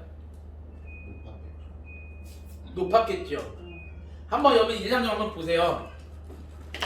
예를 들어서 아까 목사님이 이제 설교 시간에 그런 예를 드셨는데 목사님은 아까 뭐밖에 모른다고 했어요? 수학 시간에? 구구단. 네, 구구단 농담을 하신 얘기겠지만 목사님은 구구단밖에 생각이 모르는 안 나, 공식이. 어떤 애가 수학을 열심히 공부하고 싶은데 목사님이 계시고 목사님 수학을 잘해요. 목사님은 로그함수 지수함수를 그냥 눈 감고 풀어 그냥 목사님은. 아니 그 정도도 아니야. 미적분도 그냥 아무리 어려운 문제도 목사님이 2분 안에 풀어. 아이 눈 감고 축축축축 풀어. 그 어떤 애 수학을 물어보려면 목사님에게 물어보는 게 나을까요? 선생님한테 물어보는 게 나을까요? 선생님에게 물어보는 게 훨씬 낫겠죠. 만약에 구구단 말고 나눗셈. 선생님 5 나누기 5는 뭐예요? 아무리 쉬워도 전문가한테 물어보는 게 낫잖아요. 제가 이 얘기를 왜 드냐면 전문가의 말이 더 신빙성이 있잖아요. 그쵸? 아 기독교가 무엇인지 일반 가난하고 못 배운 사람이 얘기하는 것보다 좀 부유하고 좀 공부도 잘하는 사람이 기독교에 대해 얘기하는 게 더 설득력 있겠죠. 그러니까 당시 시대적 배경으로 엘리트들은 어떤 사람들이다? 당시에 대부분이 물론 아닌 사람도 있지만 대부분이 상류 계층의 잘 배운 사람들이 변증가가 많았어요. 그러니까 로마 제국에 기독교 변증하는데도 정부와 소통할 수 있는 사람들이 변증하는 게 더 유리했겠죠. 그래서 그 당시에는 계급제가 있었기 때문에 천민들이 기독교 변증해봤자 듣지 않는다. 그래서 가방끈이 짧은 사람이 기독교 변증해봤자 듣지 않는다. 철학이면 철학, 사상이면 사상, 역사면 역사, 성경이면 성경을 무슨 꾀박이 아니라 뭐라 그러죠? 꿰뚫고 있는. 꿰뚫고 있는 사람이 꿰뚫고 있는 사람 말이 더 잘 먹혀 들어가겠죠. 그렇기 때문에 엘리트일 수밖에 없었고 지성인들밖에 없었어. 참고로 당시 당시 그 초대교회 기독교들 수준이 어느 정도냐면 대부분 하층민들이었다. 대부분 하층민들. 그 말은 뭐냐면 제가 아무리 그 귀족층이 변제가가 많다 해도 하층민에 비하면 너무나 극히 적었던 사람들이에요. 귀한 분. 그 귀족들이 하나님 믿었다. 이거는 아주 놀라운 일이죠. 아무튼 그런 사람들이 초기 변증가의 특징은 엘리트였고 뜨거운 지성. 어느 정도 뜨거운 지성이냐면 그 자기가 한번 믿은 바에 대한 목숨까지 내놓고 죽는 사람들이 이 초기 변증가예요. 그럼 순교하는 사람도 있었고 순교 안 하는 사람도 있었고 아주 그렇고 세 번째 이 변증은 우리가 여기 이 세 번째를 좀 본받아야 되는 게 뭐냐면 정말로 이 사람들은 경건하게 살려고 노력했구나. 경건하게 산다는 게 뭘까? 경건하게 산다는 게 그러니까 이게 그 책을 좀 봐요. 그 책 좀 봐줘. 어떤 책? 경건이라는 책. 경건이라는 책이 있나요? 우리 청교도에게 배우는 경건이라는 책 보면 진짜 경건이 무엇인지 예. 경건이 아주 중요해요. 집사님도 경건 생활 하시잖아요.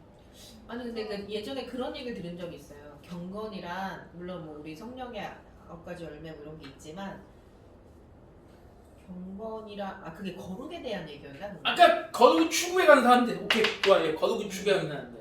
그러니까 무조건 착하고 순박하고 이게 경건하고 거룩이 아니라 불의 앞에선 저항할 수 있어야 돼. 그쵸 그런 사람들이죠. 근데 불의 앞인데도 순종해요. 그런 건 아니지만 그런 건 아니지만. 네. 아무튼 어떤 개념인지 아시죠? 그러니까 학문과 지성과 인품과 영성이 겸비된 사람들. 인품과는 다를까요? 인품? 아니 예수 안 믿는 사람들도 인품이 훌륭한 분들 있죠. 그러니까 인품이 훌륭한 분들은 많잖아요. 근데 우리가 흔히 경건이라고 얘기할 때는 그런 인품적인 게 떠올라요. 뭔가 경건하게 이렇게.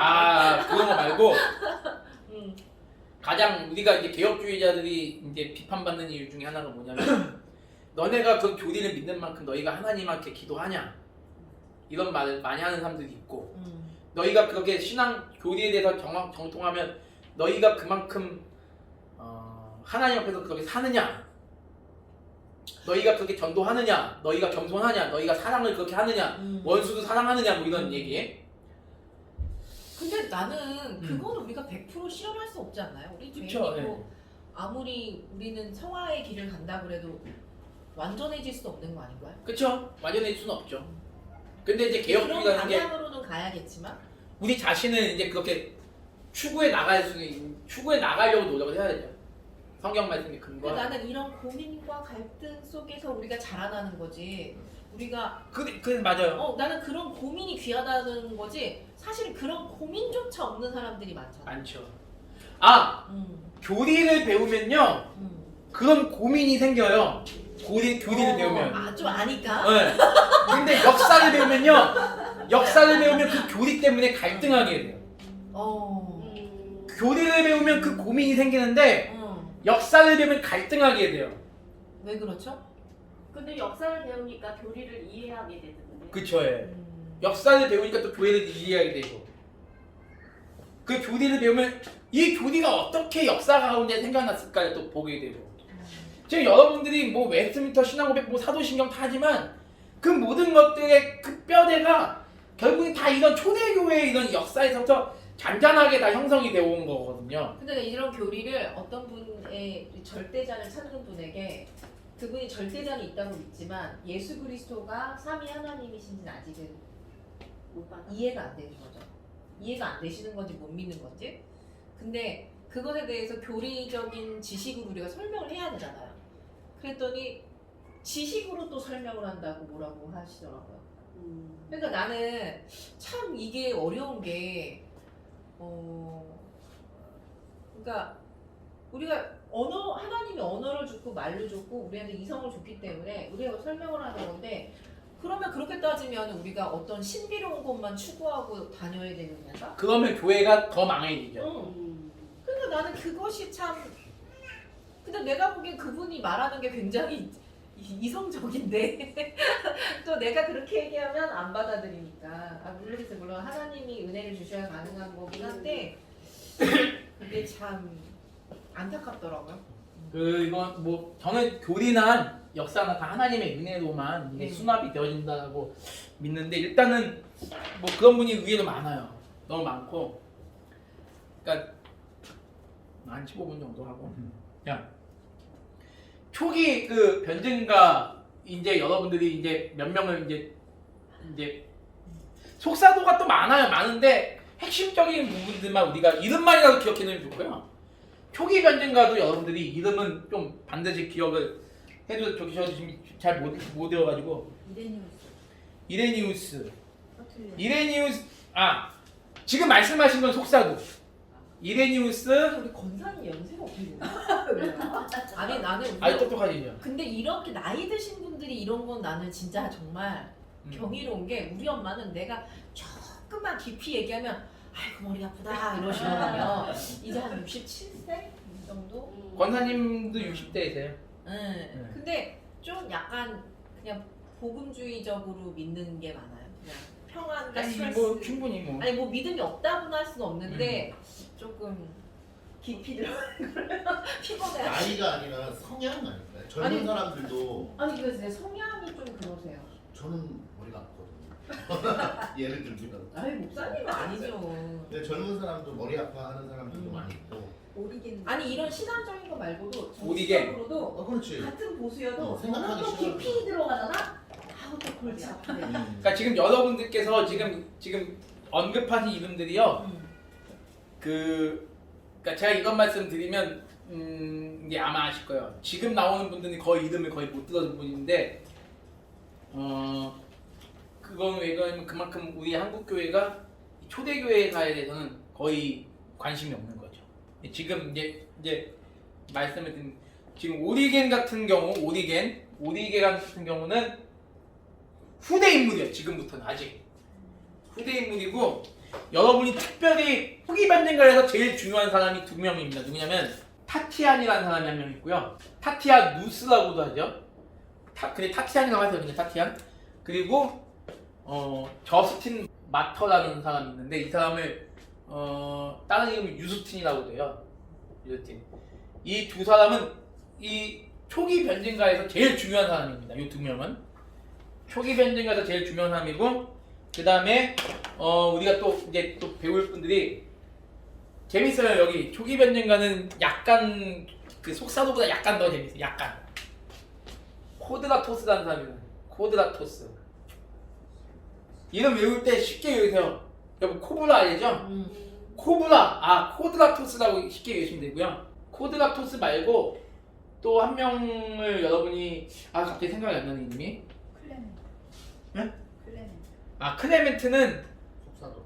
속사도의 이제 속사죠. 예, 그 정도 이름만 아셔도 권사님 성공하신 거예요. 아니 이름 모르셨어요? 몰랐어요. 아니 들어본 이름이긴 한데 지난번에 말씀하신 거. 제가 이거 다 끝나면요 구분을 지어서 적어드릴 테니까 말이에요. 구분을 지어서 이렇게 속사도 변증가 그 다음에 변증가 지나면요 반영지주의자가 또 있어. 반영지주의면 영지주의자 반대하기 위해서 얼마나 영지주의자가 득세하는지 영지주의자를 반대하기 위한 또 초대교회 또 선배들도 있어. 그 사람들이 또 반영지주의자 또 이렇게 또 나눠. 이제 근데 코드라토스가 있고 그다음에 여러분 이름은 들어보셨을 거예요. 사도행전의 수신자인 누가가 썼던 수신자 데오빌로라는 사람인데 여기서만 데오빌로가 아니에요. 그 데오빌로가 실제 존재하냐 안 하냐 뭐 얘기가 많이. 존재한다고 믿죠. 우리는. 아 그런 거예요? 네. 오. 데오빌로가 존재한다고 믿죠. 저 존재하지 않는다고 하는 사람도 있어요? 그게 내가 그런 얘기를 들은 것 같아서. 그런 얘기를 들었어요. 데오빌로가 그러니까 왜냐하면 데오빌로는 이름이 많아요. 이런 얘기를 들었거든요. 데오빌로 성씨를 가진 사람들이 사는 곳에 보낸 편지. 사도행전이나 누가복음은 데오빌로 성씨를 가진 사람들이 보낸 편지. 근데 거기 보면 귀족인가? 근데 거기 보면 나오죠. 황제 아니라 총독 데오빌로 1인칭 딱 나온 다음에 총독 데오빌로 얘기를 하고 나오기 때문에 그거는 어떤 데오빌로의 성씨를 가진 사람들한테 보낸 편지라는 말 설득력이 없죠. 그러니까 적어도 여러분이 요분들에 대해서는 반드시 좀 기억을 해 두시면 좋겠다라는 생각이 들어요. 변증가. 자, 변증가의 출현 배경은 로마의 박해미 또 하나는 뭐냐면 이단의 성장. 그러니까 이단의 성장 가운데서 우리는 이런 이단들이 아니다. 우리 기독교는 여러분들이 변증가들이 했던 얘기를 잘 들으시면요. 교회에서 우리가 추구하지 않은 내용들이 얼마나 많은지 한번 볼게요. 이 변증가들이 얘기했던 기독교는 어떤 종교냐? 변증가들이 얘기했던 기독교는 어떤 종교냐? 기독교란 처음 뭐가 나올까요, 여러분들? 변증가들이 이 변증할 때 썼던 여러분 기독교는 이러한 겁니다라고 얘기할 때 여러분이 교회에서 배워보지 못한 내용들 많이 얘기해요. 기독교란 가장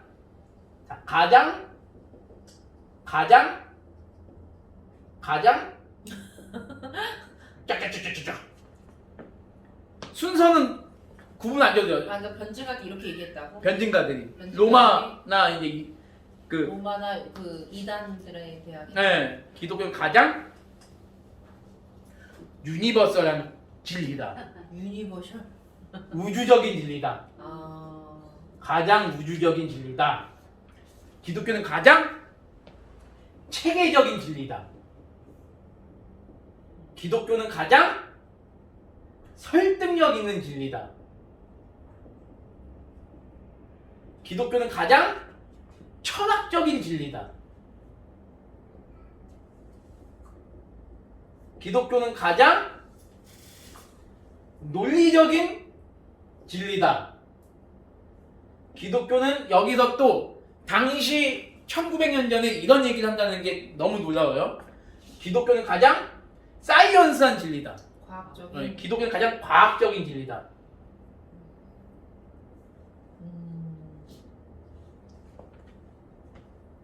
그리고 또 기독교는 여기 아주 들어갑니다. 기독교는 가장 가정생활을 유지하게 만드는 진리다.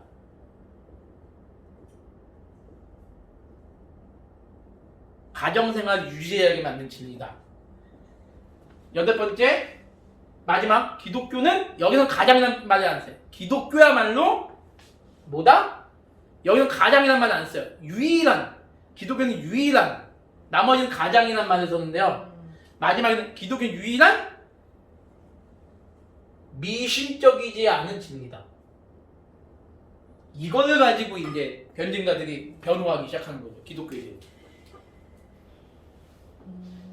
이런 기록들이 전해져 내려와요? 이 사람들의 이제 주장을 이제 계속 보면 아 주장을 네. 하면 로마 황제한테 이 타치아는 어떤 하면은 이제 우리가 로마 10대 박해에 대해서 배울 건데 10번의 아주 중요한 박해가 있어. 기독교 박해. 300년에 걸쳐서 그 타치안이 했던 내용들이 여기 한 4-5가지가 있어요. 황제. 우리 기독교는 박해하면 안 됩니다. 왜? 기독교는 이러이러한 진리를 가지고 있기 때문에. 그래서 황제가 그 말을 듣고 기독교 박해하지 않아요. 이걸 보고 정말 그러네. 이제 그걸 인정하고 기독교 박해하지 않다. 나중에 또 다른 황제에서 또 박해가 또 되죠. 그런 역사가 있어요. 누가 이거를 수용하냐면 명상록이라는 글을 쓴 황제가 있어요. 유명한 책이 있어요. 아우렐리우스 황제라는 사람이 지성인이야. 이 사람도요. 아우렐리우스 로마 황제 중에 최고의 지성인이에요. 이 사람이. 이 지성인이 이 타치안의 이런 탄원서를 보고 기독교를 박해하지 않아요. 하다. 그러니까 여러분 여기서 가장 궁금한 게 이런 걸 거예요. 기독교는 가장 가정생활을 바르게 인도하는 진리다. 왜 그럴까요? 당시 로마에 있는 그 미신들은 다산 신앙을 추구했어요. 그래서 다산 신앙이 뭐냐면 내가 낳은 자녀를 불살라 바치는 의식. 신에게. 로마의 신에게 불살라 바치는 의식. 근데 그게 가장 파탄내는 거죠. 우리 기독교는 저러한 저급한 정도가 아닙니다. 진짜 심각. 우리는 남녀의 결혼과 자녀 양육에 대해서 가장 성경적인 그런 진리를 추구하는 종교입니다. 라는 것을 이렇게 변증하는 거죠. 그래서 기독교 박해를 막으려면 일반 사교가 아니다 우리는. 아니 사산 신인데 왜 아이를 죽여서 또 신에게 바치는 거죠. 그러면 뭐가 나한테 복이 온다?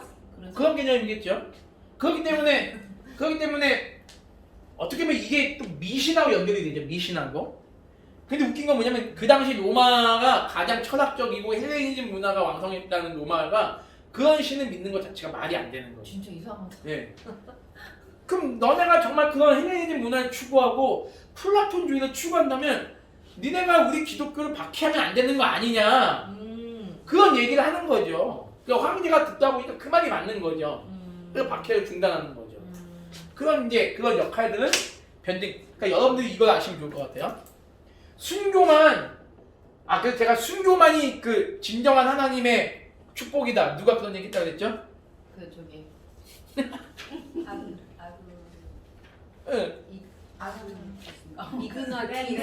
이그나티우스. 예. 이그나티우스가 순교만이 크리스찬의 가장 숭고한 그 신앙이라고 얘기했는데 저는 그래서 이게 어느 면에서 맞지만 어느 면에서 좀 틀렸다는 게 뭐냐면 순교만이 아니라 변증할 걸 하자.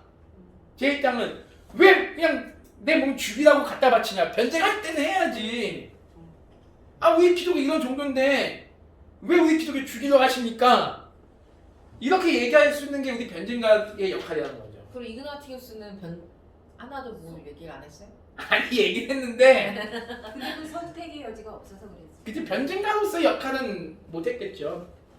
근데 아마 했겠지만 그럼에도 불구하고 이제 순교만이 진정의 영광이라고 한 건지 그건 모르겠지만 저는 이 변증의 역할이 지금 우리 시대 때는 되게 중요하지 않을까. 근데 또 어떤 분들은 근본주의적인 생각 가진 분들이겠지만 그런 분들은 네. 예수 천당 불신지요. 네. 나가서 외치는 게 용기 있는 거다. 그러니까 그것만 그때 내가 그 질문 했었어 예전에. 변증 필요 없다. 안 믿는 것들은 그냥 지옥 가고 예수 천당 부시는데 안 믿는 것은 지옥 가고 그 말했을 때 믿는 게 자체가 변증이다라는 식으로 얘기를 하는데 저는 그건 아니라고 봐요. 예를 들어 나는 죽어도 난 예수님 못 믿겠는데 나 좀 믿게 하라. 나 좀 예수 좀 믿게 해라. 그 예정론에 입각해서 봤을 때는 어떻게 봐요? 변증해줘야 되죠. 그게 맞다. 아니 그럼 보세요. 선생님 박 집사님이 저보고 한번 강도사님 저 예수를 못 믿겠는데 한번 해보세요. 한번 예수를 못 믿겠는데 한번 해보세요. 제 반응을 제가 보여드릴게요. 부끄러우냐? 만약에 선생님이 이제 저한테 한번 저 아무리 생각해도 저 예수 못 믿겠는데 한번 말씀 한번 해보세요. 네. 아무리 생각해도 예수 못 믿을 것 같습니다. 그럼 믿지 마, 죽어. 그렇게 하라고. 저는 아니 근데 그런 건 아니잖아요. 그렇게 얘기하는 분은 내가 수업 시간 질문했어요. 아니, 아니 복음 증거했는데 저보니까 예수님 안 믿으면 어떡합니까? 안 믿으면 그냥 죽으라고 그러더라고. 아니 그런 건 아니고. 우리 신앙은 예수 천당 그런 불신자밖에 건 없다. 아니고 워낙 전도를 안 하는 세상이니까. 네. 저는 좀 그게 저번에 피서를 가는데 어디로 갔나? 하여튼 경기도 이 도로를 타러 가는데 그러니까 그냥 고속도로가 아니에요? 근데 자기도 봤잖아. 근데 내가 사진 찍어요. 이 신호등마다 양쪽 사이드로 이 교회 성도들 같은데 십자가랑 뭐 예수 믿으세요 뭐 여러 전도를 이렇게 팻말을 듣고 있는데 험악한 말이 있어. 나는 그게 감동이 되더라고 나는. 이게 그것도 그런 것도 하나의 용기가 있기 때문에 할 수 있는 거 아닌가요? 진짜. 맞아요. 맞는데 맞아요. 인정해요. 인정하는데 훌륭한데 저는 개인적으로 그럼에도 불구하고 그거를 안 믿는 사람들 있잖아요. 그 안 믿는 사람들한테는 저는 변증이 필요하다고 봐요. 단순히 너 믿어 안 믿으면 넌 지옥 가 이게 아니라 물론 그렇게도 믿는 사람도 있지만 안 믿는 사람도 있잖아요. 예를 들면 집사님이 그 생각하는 그분 근데 내가 아까 네. 그분처럼 네. 난또 이런 회의감도 들어요. 내가 그렇게 설명을 하고 애를 써서 전도를 해서 했는데 열매가 없을 수도 있잖아요. 그럼요. 그 하나님 때가 아닐 수도 네. 있죠. 아직은. 때가 아닐 수도 있고 네. 뭐 그분은 또 내가 이렇게 얘기하면 택장은 아닐 수도 있고 그건 모르죠. 그거는 네. 모르니까 우리가 전도하는 건데 전도하고 변증하는 근데 거죠. 나는 물론 간절하니까 전도하고 싶죠. 음. 안타까우니까 이건 생명의 문제니까. 그런데 그분이 하나님 은혜 주셔서 이게 열리지 않으면 안 되는 그럼요. 네, 이 이거는. 변증가들은 단순히 자기들이 살기 위해서 변증한 게 아니라 저는 이제 속사도나 이제 어떤 순교자들 뭐 근데 이거는 시대적 배경 하에 봐야 된다고 저는 그쵸, 생각해요. 이거는. 굉장히 훌륭하게 그 시대에 굉장히 훌륭하게 공헌한 사람들이에요. 근데 저는 이제 변증가 역할을 보면서 제가 이제 오늘날 여러분의 변증에 대해서 좀 나눌 수 있으면 좋겠는데 우리 때는 이제 저분에 대해서 배웠죠. 그 개혁주의 변증학 책이 있어요. 이제 개혁주의 변증학 책이 있는데 칼빈의 기독교 강요가 가장 저는 이제 좋다고 보는 그 당시 칼빈이 어떻게 그 천주교 신자들로부터 기독교가 박해당한지에 대해서 아주 그걸 일목요연하게 표현했기 때문에 아주 한번 볼 필요가 있고 지금 시대에 와서 개혁주의 변증학이라고 했을 때 이분이 어느 면에서는 또 우리가 따르지 말아야 될 부분인데 그래도 개혁주의자 이 라인들 중에서 개혁주의 변증하는 책을 쓴 사람이 이분밖에 없어요. 누가 썼다고요? 코넬리우스 반틸. 아 반틸 많이들 얘기하시죠. 코넬리우스 반틸. 이분의 입장을 우리가 다 따라갈 수는 없지만 이 부분에 있어서는 이분이 가장 그래도 권위를 인정받고 있어요. 그래서 이승구 교수님이 번역을 하셨거든요. 그 핵심은 뭐냐면 이제 여기서 이제 알미니안 신자들이 기독교 변증하는 방법, 복음주의자들 뭐 알미니 같죠? 그들이 변호하는 방법과 개혁 신학을 추구하는 사람들이 기독교 변증하는 방법이 달라요. 개혁 신학을 추구하는 기독교 변증은 뭐냐면 오직 말씀을 기본으로 한 변증. 그리고 알미니안들이 추구하는 변증은 뭐냐면 체험과 삶을 통한 기독교 변증. 이게 이렇게 나눠지는데 이거를 우리가 나중에 시간이 되면 한번 볼 필요는 있습니다. 그래서 변증학이 굉장히 우리한테 필요하다라는 사실을 보여주고 있습니다. 그래서 초기 변증가, 다음 주에는 이제 몇 명, 한 3명을 보려고 그래요. 코드라토스랑 유스틴을 먼저 좀 보려고 그러거든요. 이들이 어떻게. 타티아는 끝난 거예요? 네? 타티아는 끝난 거예요? 아니요, 타티아는 이제 다음에 할 거예요. 타티아는 좀 길어요. 그래서 여러분들이 조금. 저 데오빌로도 변증가에 들어갔나요? 네, 교비도 되는 거예요. 그래서 이제 이런 아주 여러분 교회에서 이런 내용을 기본 그러니까 대형 교회하면 안 되고 이런 기본 교회에 대해서 이런 내용을 우리가 다 배우진 않잖아요. 우리가 자 기독교가 가장 과학적이다. 누가 인정해요? 기독교가 가장 우주적이다. 누가 인정해요? 근데 저는 이 책임이 1차적인 책임 교회에 있다. 아까 전에 말했던 거죠. 너무 기복신앙만 강조하다 보니까 정말 우리 이 성경만큼 근데 그런 건 있을 것 같아요. 우리가 삶의 선한 영향력의 측면에서 그 사람이 예수를 믿건 안 믿건 우리 기독교의 우호적인 사람으로 만들 수 있을 것 같아요. 그쵸. 그런 건 필요하죠. 우리 삶의 문화적으로 인해서 기독교 저놈들은 꼴통들이야.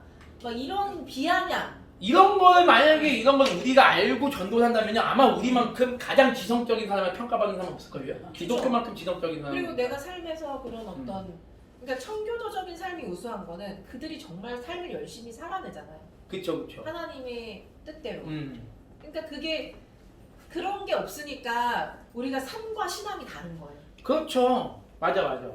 그런 걸 어릴 때부터 교육을 받았다면 썬데이 크리스찬이 안 됐겠지. 그러니까 성경 제가 안타까운 게 뭐냐면 교회에서 성경 쓸 때 배운 게 뭐냐면 율동밖에 안 배웠어요. 율동하고 율동밖에 맨날 율동 싹트네 이런 것만 가르쳐주고 절대 왜 나는 울라라따따따따따따 대학교 갈 때 교리는 모르는데 주야 이러면서 울라라라라라 그냥 뜨겁게 하는데 나도 같이 하려고 그냥 그게 얼마나 교회가 무식해 보이냐는 거죠. 이거는 제 표현. 개혁 신앙만큼 가장 인간적인 신앙입니다.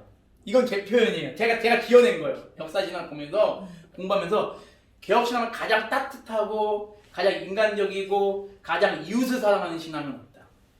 라는 생각이 확 드는 거예요. 왜냐면 이걸 통해서 사람들한테 수많은 이득을 줄 수 있겠구나. 개혁 신앙을 통해서 사람들의 병을 고쳐줄 수 있고 사람들의 철학적인 사고를 늘려줄 수 있고 사람들의 삶을 또 아름답게 하나님의 목회자가 어떻게 영화를 보냐고. 영화를 세상하고 세상 어떻게 세상 것을 할 수 있냐고. 제가 운동 어떻게 등산도 하고 그래요.